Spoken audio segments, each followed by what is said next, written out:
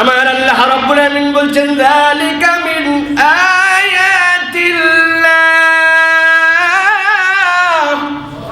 ও দুনিয়ার মানুষ, তোমার কাছে খুব স্বাভাবিক মনে হলেও আমি রাব্বুল আমিন বললাম, আমি আল্লাহর যতগুলো নিদর্শন ছিল এর মধ্যে এটা অন্যতম একটা নিদর্শন।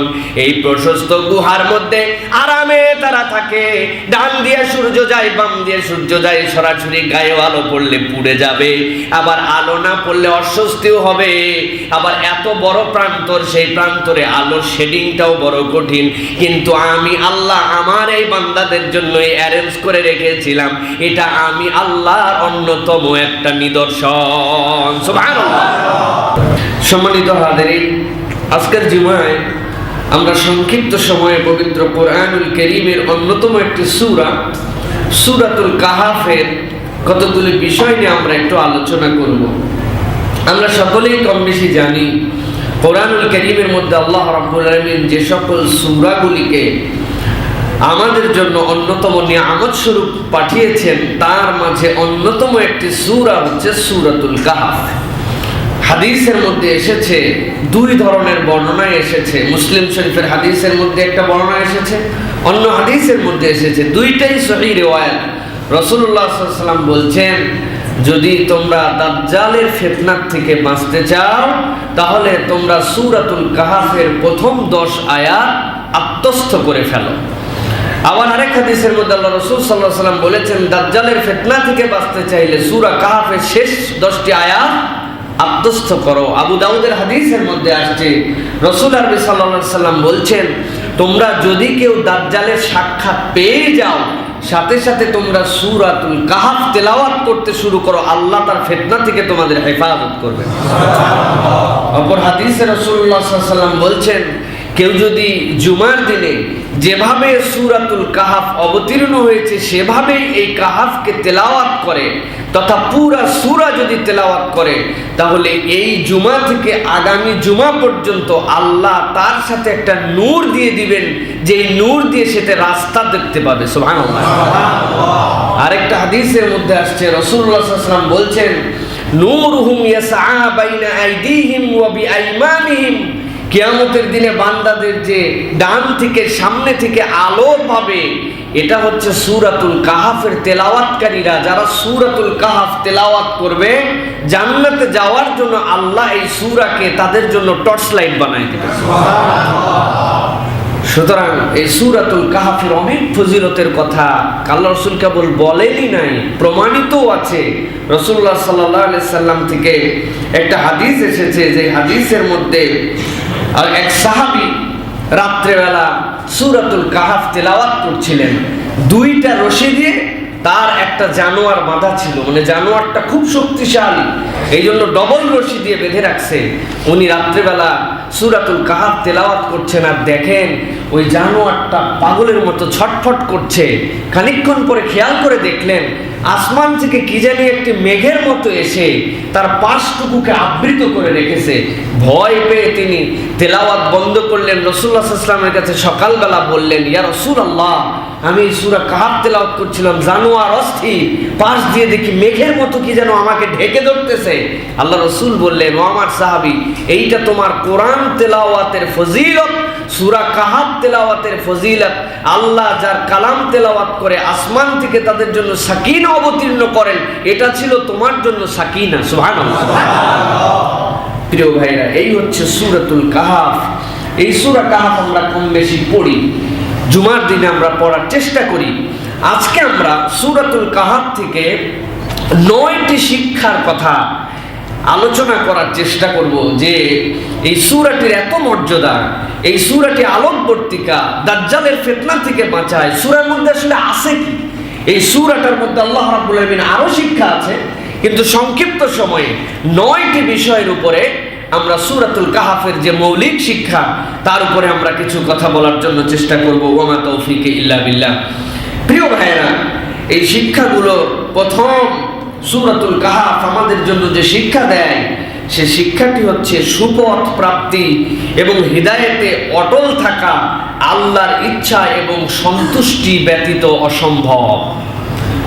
সুপথ প্রাপ্ত হওয়া, এবং এই সুপথ প্রাপ্তর পরে হেদায়েতের উপরে অটল থাকা, এটা আল্লাহ রাব্বুল আলামিন যদি বান্দার প্রতি সন্তুষ্ট না হন, আল্লাহ যদি নিজে ইচ্ছা করে তার প্রতি দয়া না করেন, পৃথিবীর কোনো মানুষ হেদায়েত তো পাবেই না, এর উপরে টিকেও থাকতে পারবে না।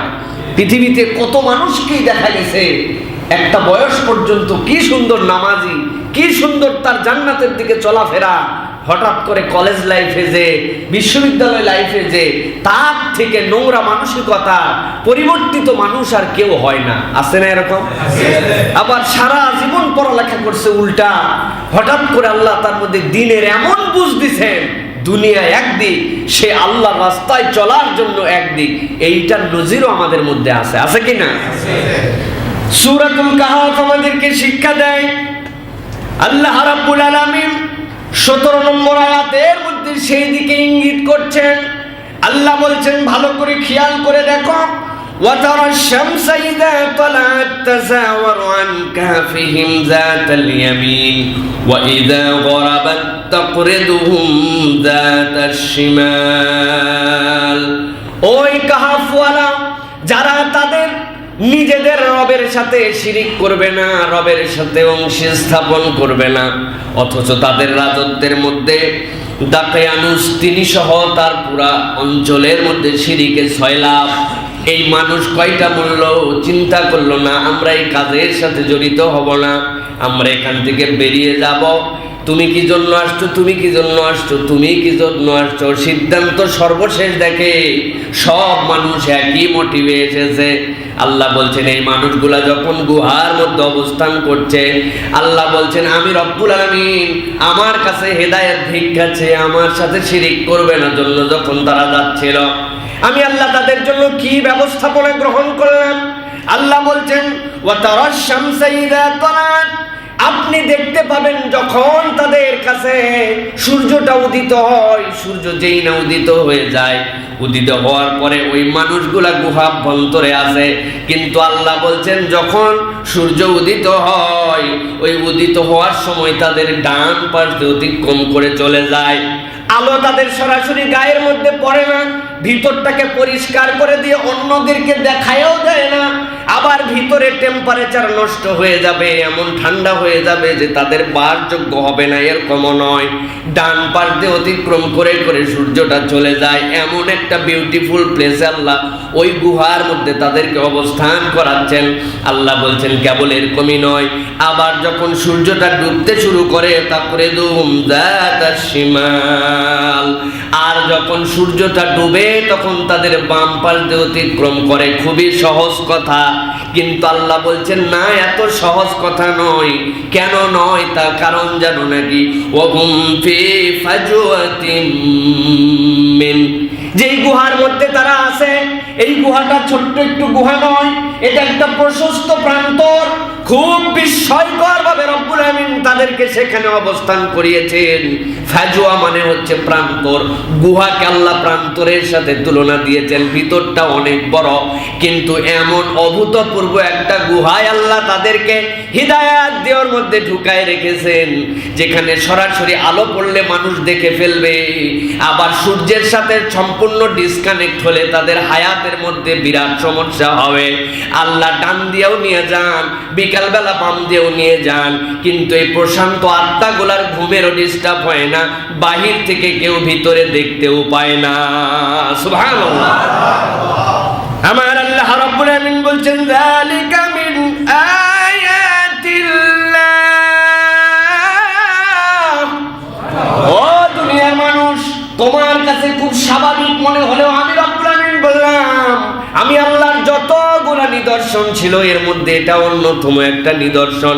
এই প্রশস্ত গুহার মধ্যে আরামে তারা থাকে, ডান দিয়ে সূর্য যায়, বাম দিয়ে সূর্য যায়, সরাসরি গায়ে আলো পড়লে পুড়ে যাবে, আবার আলো না পড়লে অস্বস্তিও হবে, আবার এত বড় প্রান্তর, সেই প্রান্তরে আলোর শেডিংটাও বড় কঠিন, কিন্তু আমি আল্লাহ আমার এই বান্দাদের জন্য অ্যারেঞ্জ করে রেখেছিলাম, এটা আমি আল্লাহর অন্যতম একটা নিদর্শন। সুবহানাল্লাহ। এবার রব্বুল আমিন বলছেন, মাইয়াহদিল্লাহু ফাহুয়াল মুহতাদ ওয়া মান ইউদ্লিল ফালান তাজিদ লাহু ওয়ালিয়াম মুরশিদা। আমার আল্লাহ বলছেন এই এত কথা যে তোমাদের কাছে আগে বললাম, এই বলার কারণ হচ্ছে আমি আল্লাহ যাকে পথ দেখাতে যাই, আমি আল্লাহ যাকে হেদায়েত দিতে যাই, ফাহুয়াল মুহতাদ, কেবলমাত্র সেই হেদায়েত পায়। আর আমি আল্লাহ বললাম ওয়া মাইয়ুদলিল ফালান তাজিদ লাহু ওয়ালিয়াম মুরশিদা। আর আল্লাহ যদি কাউকে পথ হারা করে দেন, দুনিয়ার কোনো ওলি, দুনিয়ার কোনো মুর্শিদ, দুনিয়ার কোনো মাধ্যম তার জন্য হেদায়েত এনে দিতে পারে না। আল্লাহু আকবার। মুফাসসিররা ব্যাখ্যা করছেন আল্লাহ কেন এখানে বললেন ফালান তাজিদ লাহু ওয়ালিয়াম মুরশিদা। আমার রব্বুল আমিন বলার কারণ, যেই মানুষগুলো ওই দাকিয়ানুস ওই সম্প্রদায় থেকে বেরিয়ে আসছিল, একজনের সামাজিক অবস্থান, একজনের রাজনৈতিক অবস্থান, অর্থনৈতিক অবস্থান এমন ছিল না যে তারা বিরাট বিচক্ষণ ব্যক্তি, সমাজের বিরাট অধিপতি, একজন এরকম ছিল না। অথচ ওই সমাজের মধ্যে প্রভাব প্রতিপত্তি, বুঝ, জ্ঞান, সঠিক রাস্তায় চলার উপযুক্ত তার হাজার হাজার মানুষ ছিল। কিন্তু আল্লাহ এই আল্লাহর পথের সন্ধানী 7 জন যুবককে আল্লাহ রাব্বুল আমিন নিজ দায়িত্বে, নিজ কুদরতে তাদের অন্তরের তামান্নায় হেদায়েত দিয়েছেন। বাকি লক্ষ লক্ষ মানুষ এত সামাজিক সুসংহত অবস্থান, অর্থনৈতিক অবস্থান, পারিপার্শ্বিক অবস্থান সব কিছু তাদের পক্ষে থাকার পরেও আল্লাহর সাথে শিরিক মুক্ত হতে পারে নাই, হেদায়েত পায় নাই। আল্লাহ বলছেন এই জন্য যাকে আল্লাহ হেদায়েত দিতে চান ওই ব্যক্তিরই কেবল হেদায়েতের রাস্তায় চলা সহজ। সুবহানাল্লাহ। এই আয়াতে কারিমার দ্বারা আমাদের সব সময় একটা জিনিস অন্তরের মধ্যে গেঁথে নিয়ে রাখতে হবে, আজকে আমার সালাত ভালো লাগে, আজকে ইসলামের প্রতি চলতে আমার অনুপ্রেরণা হয়, মন টানে, কিন্তু তার মানে আমি একদম সুপথের উপরেই চলে গেছি, আমার আর কোনো ডেঞ্জারাস জোন নাই, এইটা ভাবার কোনো কারণ নাই। রাসূলুল্লাহ সাল্লাল্লাহু আলাইহি ওয়াসাল্লাম পৃথিবীতে যতগুলি দোয়া রেগুলার করেছেন তার মধ্যে একটা দোয়া রাসূল সাল্লাল্লাহু আলাইহি ওয়াসাল্লাম সব সময় করতেন, আল্লাহুম্মা সাব্বিত কলবি আলা দীনিক, ইয়া মুকাল্লিবাল কুলুব সাব্বিত কলবি আলা দীনিক। হে অন্তরের পরিবর্তনকারী, আপনি আমার অন্তরটাকে দ্বীনের উপরে কায়েম রাখেন। সুবহানাল্লাহ। তার মানে কি রাসূলুল্লাহ সাল্লাল্লাহু আলাইহি ওয়াসাল্লামের অন্তর কি দ্বীন থেকে বিচ্যুত হওয়ার কোনো চান্স ছিল? ছিল না। তার উম্মতের জন্য বলছেন খবরদার এরকম ফিলিংস যেন না চলে আসে, যা আমি আসি এরকম, আমার আর কিসের ভয় না, বরং আল্লাহর সন্তুষ্টি আমাদের হেদায়েতের উপরে কায়েম থাকার জন্য অত্যন্ত জরুরি।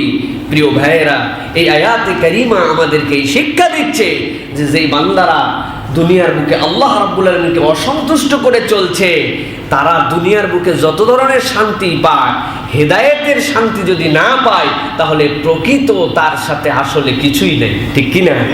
কিছু আছে তার সাথে? আর কিছুই নেই তার সাথে। সে আল্লাহকে অসন্তুষ্ট করে চলছে। দুনিয়ার বুকে হয়তো সাময়িকভাবে সে মনে করছে আমি খুব আমোদে আছি, খুব প্রমোদে আছি, খুব ভালো আছি, কিন্তু এইটা আল্লাহ রাব্বুল আলামিন বলছেন দুনিয়ার এইটার মূল্যায়ন আল্লাহর কাছে এক চুলো নাই। বরং দুনিয়ায় যদি আমাদের কিছু কষ্টও হয়, আল্লাহ রাস্তায় চলতে যে যদি মানুষের টিটকারিও শুনতে হয়, আল্লাহ এবং তার রাসূলের আনুগত্য করতে যে আমাকে যদি সমাজ, রাষ্ট্র বিভিন্ন প্রতিবন্ধকতারও শিকার হতে হয়, কিন্তু বান্দা যদি ডিটারমাইন্ড হয় যে আমি আল্লাহর দিকে চলবো, আল্লাহ রাব্বুল আমিন ওই বান্দার জন্য চলার উপযুক্ত তার একটা ব্যবস্থা করে দিবেন। সুবহানাল্লাহ। আল্লাহ রাব্বুল আমিন কি বলছেন এবার শুনেন, দ্বিতীয় শিক্ষা।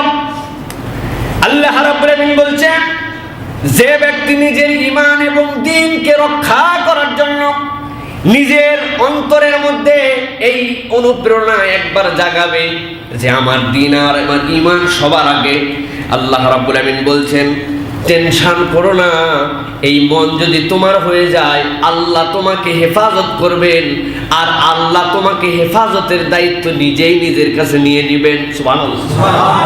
আল্লাহ রাব্বুল আমিন এই সূরা ছোট্ট একটু বিষয় দিয়ে বুঝাচ্ছেন, আরে দুনিয়ার মানুষ তোমরা মনে করো আল্লাহর কাছে কিয়ামতের দিন কিভাবে পুনরুত্থিত হবে, কবে মরছে আমার দাদার দাদার দাদা, আর এইগুলা কিয়ামতের দিনে কেমনে উঠবে।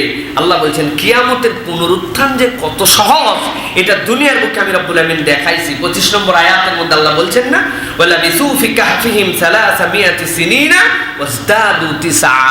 উঠার পরে কতক্ষণ বলছিল? একদিন অথবা দিনের কিছু অংশ। বলে কিসের দিনের কিসের অংশ? 309 বছর ঘুমাইছিলি, উঠার পরে মনে হয়েছে কোনো ব্যাপারই না। আল্লাহ বলছেন যে আল্লাহ রাব্বুল আলামিন দুনিয়াতে এটা ঘটাতে পারেন, ওই আল্লাহর কাছে 3 লক্ষ কোটি বছর পরে কিয়ামতের দিন তোলা তোমার কোনো ব্যাপার নাকি? কোনো ব্যাপার না। প্রিয় ভাইরা, এটা হচ্ছে আপনার আমার জন্য অত্যন্ত বড় একটা ঈমানি শিক্ষা যে রব্বুল আলামিন তাদেরকে এরকম করে শোয়ায় রেখে দিয়েছেন।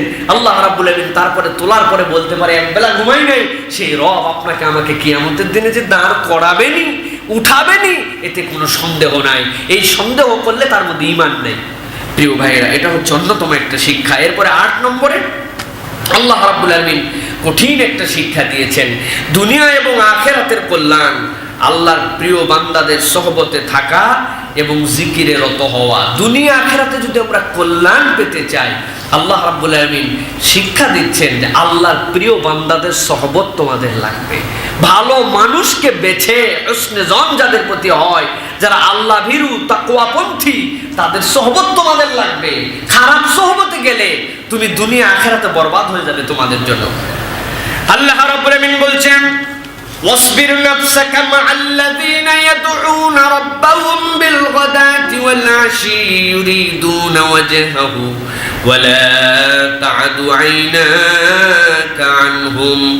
আল্লাহ রাব্বুল আলামিন আয়াতে কারিমা যদিও সূরা কাহফের মধ্যে দিয়েছেন, কিন্তু আল্লাহ রাব্বুল আলামিন সূরা আনআমের মধ্যে আল্লাহ রাব্বুল আলামিন এই আয়াতের আরেকটা প্রেক্ষাপট বর্ণনা করেছিলেন। আল্লাহ নবী সাল্লাল্লাহু আলাইহি ওয়াসাল্লাম কাবার চত্বরে বসতেন। কাবার চত্বরে নবী করিম সাল্লাল্লাহু আলাইহি ওয়াসাল্লামের পাশে আব্দুল্লাহ ইবনে মাসউদ, হযরত সাইয়্যিদিনা বেলাল, আরো 6 জন সাহাবী যাদের সামাজিক কোনো মর্যাদা ছিল না, খাব্বাব খুবাইবের মতো, যারা কেউ বা কামারের কাজ করতেন, কেউ বা কুমারের কাজ করতেন, অপরের বাড়িতে যাওয়ার পরে গোলামের কাজ করতেন। কেবল নিজে গোলাম নয়, বাপ গোলাম, সেই গোলামের পুত্র হিসাবে গোলাম, বংশ গোলাম। কেবলমাত্র গোলামই নয়, হাবাসি, চেহারাটা এমন কালো, এমন ধরনের চেহারার মধ্যেও কোনো সৌন্দর্য নাই। এই মানুষগুলো আল্লাহ নবীর পাশ দিয়ে বসে থাকতো। আবু জেহেল, উতবা, সাইবা, মক্কার কাফেররা এসে আল্লাহ নবীকে একদিন বলছে, তোমার সাথে সন্ধি করা নিয়ে, তোমার সাথে তোমার দিন নিয়ে, তোমার ইসলাম নিয়ে, আল্লাহ নিয়ে কিছু কথা আমাদের আছে, কিছু কথা আমরাও বলতেও চাই, তুমি আমাদেরকে দাওয়াত দাও। তার পরিপ্রেক্ষিতে তোমাদের সাথেও কিছু ডিবেট আছে, কিছু জিজ্ঞাসা আছে, কিন্তু কেমনে তোমার পাশে আসবো? এমন কতকগুলা অধম মানুষগুলা তোমার পাশে বসে থাকে, যেই মানুষগুলার সামাজিক স্ট্যাটাস এত নিচু নিচু, আমি যদি ওখানে যে বসে আমার ইজ্জত থাকে নাকি? রাসূলুল্লাহ সাল্লাল্লাহু আলাইহি ওয়াসাল্লামের মনের মধ্যে একটু প্রভাবক হয়েছে, হ্যাঁ এরা সমাজের তো অনেক দামি মানুষ, আমার পাশে এই মানুষগুলা বসে থাকে, সত্যি এরকম কিনা? যদি এরা একটু কিছু সময়ের জন্য পাশে সরে থাকতো, তাহলে ওরা একটু আসতে পারতো, কারণ তাদের সামাজিক একটু অবস্থান আছে, স্ট্যাটাস আছে। আমার রব্বুল আলামিন আয়াতে কারিমা নাযিল করেছেন। আল্লাহ রাব্বুল আলামিন বলছেন, ওয়াসবির নাফসাকা মা'আল্লাযীনা ইয়াদউনা রাব্বাহুম বিল গাদাতি ওয়াল আশি ইউরিদুনা ওয়াজহাহু ওয়া লা তা'দু আইনাকা আনহুম তুরিদুনা যিনাতাল হায়াতিদ দুনিয়া ওয়া লা তুতি' মান আগফালনা ক্বাবলাহু আন যিকরিনা ওয়াত্তাবা হাওয়াহু ওয়া কানা আমরুহু ফুরতা। আমার রব্বুল আলামিন বলছেন, আপনার অন্তর ওই সকল মানুষের সাথে লাগায় দিয়ে রাখেন, খবরদার অন্তরের মধ্যে তাদের ব্যাপারে বিরূপ ধারণা আনবেন না। যেই মানুষগুলা সকাল সন্ধ্যা আল্লাহর জন্য জিকির করে, সকাল সন্ধ্যা আল্লাহ এবং তার রাসূলের সন্তুষ্টির জন্য চলে, তাদের সামাজিক মর্যাদা থাক বা না থাক, আপনার চোখ যেন তাদের থেকে ঘুরায় না যায়, অন্যদিকে না যায়। পক্ষান্তরে ওদের মর্যাদা যতই হোক সমাজে, কিন্তু তারা আল্লাহর রাজি খুশির জন্য, আল্লাহর জিকিরে, আল্লাহ এবং তার রাসূলের সন্তুষ্টির জন্য দুনিয়ায় চলাফেরা করে না। আমি আল্লাহর কাছে তাদের 5 পয়সা মর্যাদা নাই। খুব ভালো করে বুঝবেন, আল্লাহ রাব্বুল আলামিন বলছেন ইউরিদুনা ওয়াজহাহু, তাদের উদ্দেশ্য কি? তাদের উদ্দেশ্য হচ্ছে রব্বুল আমিনের সন্তুষ্টি। আল্লাহর সন্তুষ্টির জন্য তারা দুনিয়ার বুকে সব ত্যাগ করেছে। গোলাম হতে পারে, কুলি হতে পারে, কামার হতে পারে, কুমার হতে পারে, কিন্তু আল্লাহর সন্তুষ্টি যেহেতু তাদের জন্য প্রণিধানযোগ্য সবচেয়ে বেশি, আল্লাহ বলছেন খবরদার ওয়ালা তা'দু আইনাকা আনহুম, এক মুহূর্তের জন্য তাদের থেকে আপনার চোখকে সরায় নেবেন না। সুবহানাল্লাহ। মানে কি সব সময় কি একজন মানুষের দিকে তাকায় থাকতে পারে? পারে না। কিন্তু আল্লাহ এখানে বলার কারণ হচ্ছে আপনি তাদের থেকে আপনার দৃষ্টিভঙ্গি যেটা, এটার পরিবর্তন যেন কখনো করবেন না। ভাই আমার যে অবস্থা চলতেছে আপনি একটু আমার দিকে খেয়াল রাখেন ভাই, বলে না ও আছে ঘরের মধ্যে ঢাকায় আমেরিকায়, ও খেয়াল রাখবে কেমনে? এই খেয়াল মানে হচ্ছে মানে আপনি আমাকে ভুলে যান না, আপনি আপনার অন্তরে আমার মধ্যে বিরূপ কোনো কিছু অনুভূতির মধ্যে যেন নিয়ে আসেন না। আমার যে অবস্থান এটা যেন আপনার কাছে ক্লিয়ার থাকে। আল্লাহ বলছেন ওই মানুষ যারা আপনার সামনে বসে আছে আর ওরা এসে ডায়লগ মারতেছে যে এই সকল লোকের জন্য তোমার কাছে আমরা আসতে পারি না, ওই সকল লোকের আসার দরকার নাই, 5 পয়সার দাম আল্লাহর কাছে নাই, ওরা আল্লাহর সন্তুষ্টির জন্য আপনার পাশে থাকে, অতএব ওদের থেকে আপনার দৃষ্টি যেন সরে না যায়। সুবহানাল্লাহ। পুরা উল্টা আচরণ এখন আমরা করতেছি। সামাজিকভাবে দাম আছে, সামাজিকভাবে অবস্থান আছে, বদমাইশের বদমাইশ, মদখোর, চগলখোর, ধোঁকাবাজ, ফাঁকিবাজ, মিথ্যুক, লম্পট, ওর দাম আমার কাছে আছে, ঠিক কিনা? কারণ কি মসজিদে 50,000 টাকা দিছে। আছেন কোথায় আপনি? কোত্থেকে যে দিছে তা জানি না, আরেকজন 5 টাকা দিছে, কিন্তু ওই 50 টাকা যেটা দিছে ওইটা লম্পট নাম্বার 1, বদমাইশ, ওর সাথে আপনার সম্পর্ক বেশি ভালো, ঠিক কিনা? খালি এরকম ঠিক আপনার কোর্ট কাছারি যেখানে যাবেন সেখানে দেখবেন আলেম ওলামা, যারা দামি মানুষ, যারা আল্লাহর কাছে সবচেয়ে প্রিয় মানুষ, তাদের সাথে কি ধরনের আচরণ করা হয়। আর মদখোর, লম্পট, অপরের চরিত্র নষ্টকারী, তাদের সাথে কোর্টে আরেক ধরনের ব্যবহার করা হয়। দেখছেন না? তারা সামাজিক ভাবে তাদের ফ্যান ফলোয়ার বেশি, তাদের এক ভিডিওতে মিলিয়ন ভিউ হয়। আর এই মোল্লা বাচ্চা মোল্লা, আর পিছনে নামাজি পড়তে লোক কম যায়। হ্যাঁ, আর কি খাওয়া আছে নাকি, তাই না? ওনার জন্য উকিল কে হবে এটা নিয়ে গন্ডগোল বাইতে যায়, আর ইনাদের উকিল খুঁজে পাওয়া যায় না। আছে না? আরো বলতে হবে না, আরো ভাঙ্গে বলতে হবে। আল্লাহ রাব্বুল আমিন বলছেন তুরিদুনা জিনাতাল হায়াতিদ দুনিয়া, আমি বললে তো গালের মধ্যে ঠাডা এক থাপ্পড় দিতেন। রব্বুল আলামিন বলছেন তুরিদুনা জিনাতাল হায়াতিদ দুনিয়া, একদল আল্লাহর সন্তুষ্টি চায়, আরেক দলের সন্তুষ্টি কিছুই না। তাদের দাবি হচ্ছে জিনাতাল হায়াতের দুনিয়া, দুনিয়ার চাকচিক্য, দুনিয়ার লোভনীয়তা, দুনিয়ার বুকে কেমনে সে বেশি হিট করতে পারবে। আল্লাহ বলছেন ওয়ালা তুতি মান আরসালনা কলবাহু আন যিকরিনা, খবরদার যেই হৃদয়গুলা আমি আল্লাহর সন্তুষ্টি থেকে দূরে চলে গেছে তাদেরকে আপনি পাত্তা দিবেন না, তাদের সাথে আপনি কখনো অনুসরণ করবেন না, তাদের বক্তব্যে আপনি প্রভাবিত হবেন না।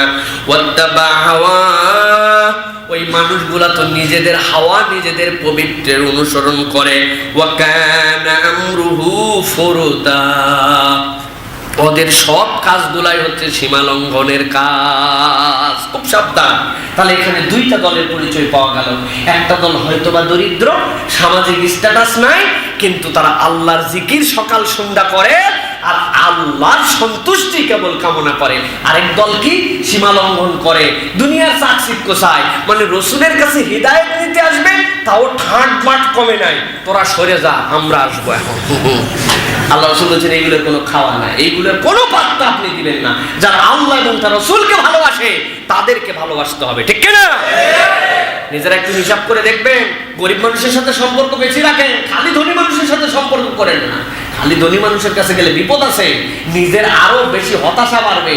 গেছেন বড় লোকের সাথে খালি মিশেন, নিজের অবস্থা অত খারাপ ভালো না। নিজের বাড়িতে এসে দেখেন চেয়ার, ওনার বাড়িতে দেখেন 1 লক্ষ টাকা দামের সোফা, আপনার মনের মধ্যে পেরেশানি আর পেরেশানি। হায় হায় কি বাড়িতে গেলাম, কি সোফা রে, ইস, আর আমার খালি চেয়ার। আবার আরেক বাড়িতে গেছেন, যাওয়ার পর দেখে চকিতে বসতে দিছে আপনারে, কয় আমার চকিতে বসেন, আপনি চিন্তা করছেন চেয়ারও দিল না। ওই জায়গায় মনে বা আরে আমার বাড়িতে গেলে অন্তত সোফা না থাকলেও চেয়ারে বসতে দিতাম, এর বাড়িতে এইটাও নাই। মন ঠিক হয়ে যাবে আপনার।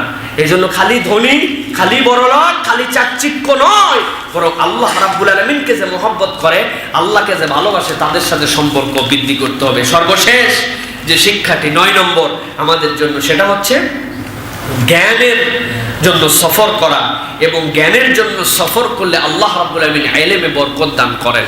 আমাদের অনেক সফর জ্ঞানের জন্য করা উচিত। আল্লাহ রাব্বুল আলামিন কি বলছেন? খুবই মজার আয়াত, দীর্ঘ ঘটনা। আপনারা কোরআনুল কারীম খুলবেন, খুলে মাঝে মাঝে পড়বেন। 60 থেকে 62 নম্বরে 1, 2, 3 আয়াতের মধ্যে আল্লাহ রাব্বুল আলামিন সূরাতুল কাহফে বলেছেন, ওয়াইয ক্বালা মূসা লিফাতাহু লা আবরাহু হাত্তা আবলুগা মাজমাআল বাহরাইন আও আমদিয়া হুকবা। মূসা আলাইহিস সালাম আল্লাহর বড় আদরের নবী, আল্লাহর কাছে বললেন, আল্লাহ আমাকে যে ইলম দিয়েছে, দুনিয়ায় আমার থেকে কোনো জ্ঞানী মানুষ আছে নাকি? আমার রব্বুল আমিনের কথাটা পছন্দ হয় নাই। মূসা তোমারে খুব ভালোবাসে, তোমার সাথে আমি আল্লাহ কথাও বলি, তাই বলে কি তুমি না জেনে না শুনে আমার কাছে নিজেরে নিজে এত বড় ঘোষণা দিয়ে দিলে? আমার থেকে বড় জ্ঞানী নাই। আল্লাহ ওহী নাযিল করে দিলেন। আল্লাহ রাব্বুল আমিন বললেন, অবশ্যই তোমার থেকে বড় জ্ঞানী আছে। তাই নাকি? আল্লাহ আমার থেকে বড় জ্ঞানী আছে কোথায়? কয় হাঁটতে শুরু করবে। হাঁটতে শুরু করার পরে এমন একটা জায়গা পাবে, 2টা সাগর এক জায়গায় মিলিত হয়েছে, সাথে একটা মাছ নিয়ে যাবে, মাছটা মরা। সাথে থাকতে থাকতে দেখবে যেই নয় মাছটা জিন্দা হয়ে রওনা হয়ে গেছে সাগরের দিকে, বুঝবো ওই জায়গায় উনি আছে। মূসা আলাইহিস সালাম মনের মধ্যে একটু রাগও আছে, আবার মনের মধ্যে একটু ক্ষোভ আছে। দেখি তো বেটাকে, এত বড় জ্ঞানী, উনি বলতেছেন এমন হাঁটা হাঁটবো। আল্লাহর কাছে বলছেন, আও আমদিয়া হুকুবা, যুগ যুগ প্রয়োজনে হাঁটবো। হুকুবার ব্যাখ্যায় বলেছেন কেউ কেউ 70 বছর, কেউ বলছেন 80 বছরের রাস্তাকে হুকুব বলা হয়। তিনি বলছেন, হালা আবরুহা হাত্তা আবলুগা মাজমাআল বাহরাইন, থামবো না। ওই সাগর যেখানে 2টা মিলিত হয়েছে সেখানে যেই থামবো, কোনো থামাথামি নাই। দেখি তো কত বড় জ্ঞানী তিনি। আমার আল্লাহ যেহেতু বলেছেন, অবশ্যই আমার তো ঈমান আছে, কিন্তু দেখতে হবে। আও আমদিয়া হুকুবা, অথবা যুগ যুগ ধরে হাঁটতেই থাকবো। আল্লাহ বলছেন, ফালাম্মা বালাগা মাজমা বাইনিহিমা নাসিয়া হুতাহুমা। আল্লাহ বলছেন, ওই সাগরের সম্মিলন স্থলে যখন গেল, আল্লাহ রাব্বুল আমিন তার সাথী করেছিলেন ইউশা ইবনে নুনকে। আল্লাহর বেশিরভাগ মুফাসসির লিফাতা, এই ফাতার ব্যাখ্যায় বলেছেন দাস, আবার কেউ বলেছেন না, তিনি ইউশা ইবনে নুন, মূসা আলাইহিস সালামের পরে যিনি তার খেলাফত প্রাপ্ত হয়ে নবী হয়েছিলেন। আল্লাহ রাব্বুল আমিন বলছেন, যখন তারা 2 জন ওই সাগরের সম্মিলন স্থলে গেল, যাওয়ার পরে সেখানে তারা ভুলেই গেল যে তাদের সাথে তো একটা মাছ আছে, ওই মাছটা জিন্দা হয়ে যাবে। কিন্তু 2 জনই শুয়েছিলেন। ইউশা ইবনে নুন হঠাৎ করে দেখলেন কি যেন একটু নড়াচড়া করে। খানিকক্ষণ পরে দেখছেন সত্যিই তো ওই মাছটা জেতা হয়ে গেছে। জেতা হওয়ার পরে সাগরের দিকে গেছে। মুজিজা নম্বর 1 জেতা হওয়া। 2 নম্বরে আল্লাহ রাব্বুল আমিন বলছেন, কেবল তাই হয় নাই, ও যখন যাচ্ছে, যাওয়ার সময়ে আল্লাহ ওই মাছের এমন ক্ষমতা দিয়েছেন, যেই রাস্তা দিয়ে গেছে পানি সরে যে ওই রাস্তাটাকে আল্লাহ একটা টানেলের মতো বানায় দিয়েছেন। সুবহানাল্লাহ।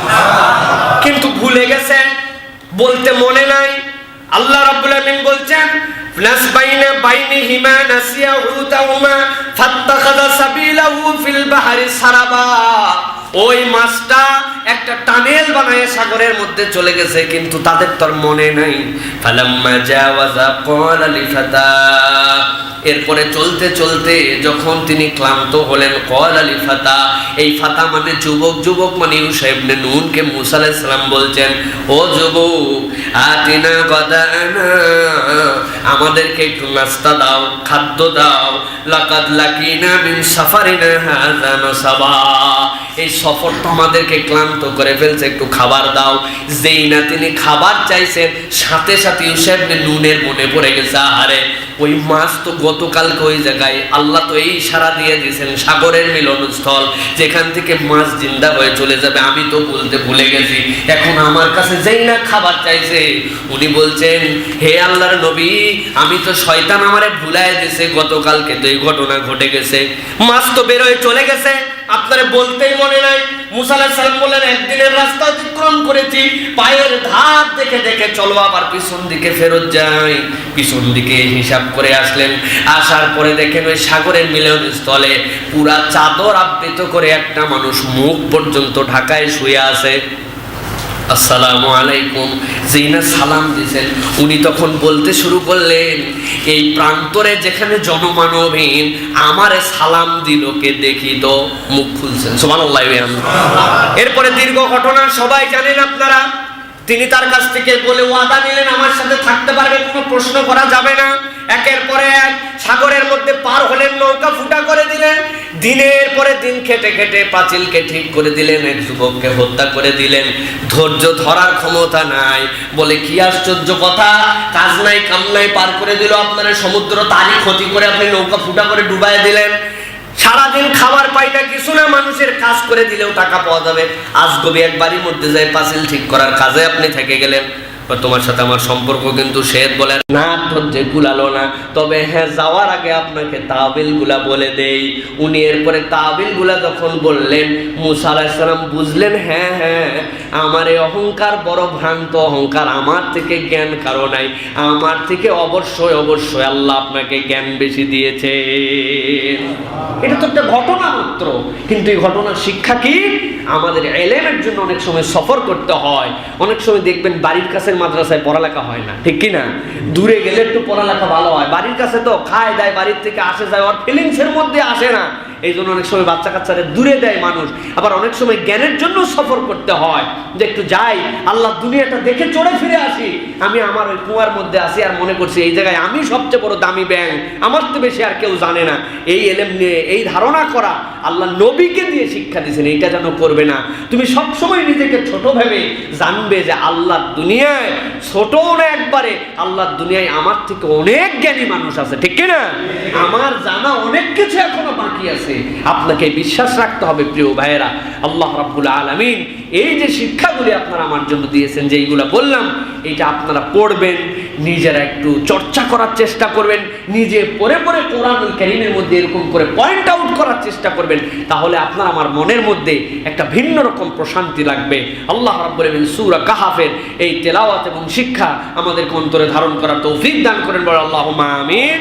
ওয়া আখিরু দাওয়ানা আলহামদুলিল্লাহি রাব্বিল আলামিন। সুবহানাকাল্লাহুম্মা বিহামদিকা আশহাদু আল্লা ইলাহা ইল্লা আনতা আস্তাগফিরুকা ওয়া আতুবু ইলাইক। আসসালামু আলাইকুম ওয়া রাহমাতুল্লাহি ওয়া বারাকাতুহু।